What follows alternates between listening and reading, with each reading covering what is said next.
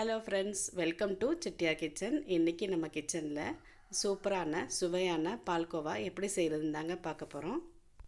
எல்லாருக்குமே பால்கோவானா ரொம்ப பிடிக்கும், விரும்பி சாப்பிடுவாங்க. பால் சீனி 2 மட்டும் இருந்தால் போதுங்க, பால்கோவா செஞ்சிடலாம். பால்கோவானாலே ஸ்ரீவில்லிபுத்தூர் தான் எல்லாருக்குமே ஞாபகம் வரும். நல்ல டேஸ்ட்டான பால்கோவா கிடைக்குங்க இங்கே. அதே டேஸ்ட்டில் நம்மளும் இப்போ வீட்டிலே செய்யலாம். வீடியோக்குள்ளே போகிறதுக்கு முன்னாடி இப்போ தான் எங்கள் சேனலை ஃபர்ஸ்ட் டைம் பார்க்குறீங்கன்னா சப்ஸ்கிரைப் பண்ணிக்கோங்க. அப்படியே பக்கத்தில் இருக்க பெல் ஐக்கானை கிளிக் பண்ண மறக்காதீங்க. அப்போ தான் நாங்கள் அப்லோட் பண்ணுற வீடியோஸ் எல்லாம் நோட்டிஃபிகேஷனாக உங்களுக்கு வரும். எதையுமே மிஸ் பண்ணாமல் பார்க்க முடியும். நீங்களும் இதை ட்ரை பண்ணி பார்த்துட்டு உங்கள் கமெண்ட்ஸ் பதிவு பண்ணுங்கள், உங்கள் ஃப்ரெண்ட்ஸுக்கும் ஷேர் பண்ணுங்கள். வாங்க இப்போ பால்கோவா செய்ய ஆரம்பிச்சிடலாம். பால்கோவா செய்கிறதுக்கு ஒரு அகலமான பேனில் 1 லிட்டர் பால் சேர்த்துக்கிறேங்க. கெட்டியான பாலாக இருந்தால் தான் பால்கோவா டேஸ்ட்டாக வரும்.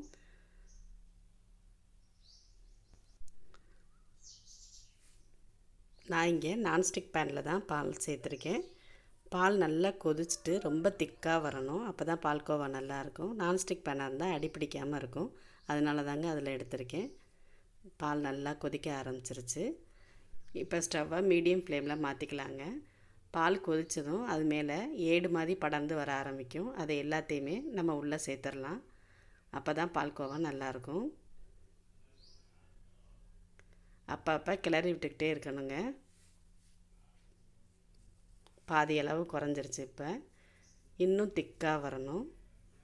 பாருங்கள், நல்லா ஏடு எல்லாத்தையுமே நான் உள்ளே சேர்த்துட்டேன்.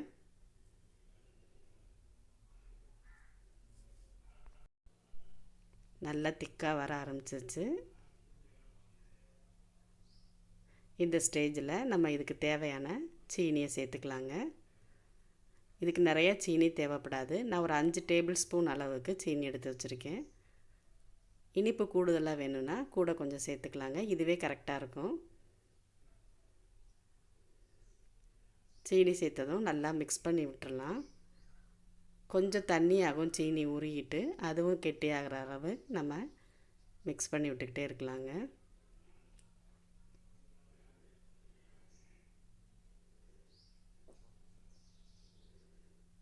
இப்போ இதில் வாசனைக்காக 1/4 டீஸ்பூன் ஏலக்காய் சேர்த்துருக்கேன்.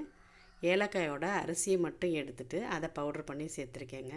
இது நல்ல ஒரு ஃப்ளேவர் கொடுக்கும், அதுக்காக தான் சேர்த்துருக்கேன். இதோட 2 டீஸ்பூன் அளவு நெய் சேர்த்துக்கலாம். நெய் சேர்த்தா நல்ல ஒரு டேஸ்ட்டு கொடுக்கும், அதனால தான் சேர்த்துருக்கேன். நெய் சேர்த்ததும் ஸ்டவ்வை ஹை ஃப்ளேமில் வச்சுட்டு கைவிடாமல் கிளறிக்கிட்டே இருக்கலாங்க. நல்லா திக்காக வர ஆரம்பிச்சிருச்சு. பால்கோவா ரெடி ஆயிடுச்சு. இப்போ நம்ம ஸ்டவ்வை ஆஃப் பண்ணிடலாங்க. ஆறுனதும் கரெக்டாக வந்துடும். நம்மளோட பால்கோவா ரெடி ஆயிடுச்சு. டேஸ்ட்டு சூப்பராக இருக்கும். நீங்களும் ட்ரை பண்ணி பாருங்கள். இந்த வீடியோ உங்களுக்கு பிடிச்சிருந்தா லைக் பண்ணுங்கள், ஷேர் பண்ணுங்கள், உங்கள் கமெண்ட்ஸ் பதிவு பண்ணுங்கள். தேங்க்யூ.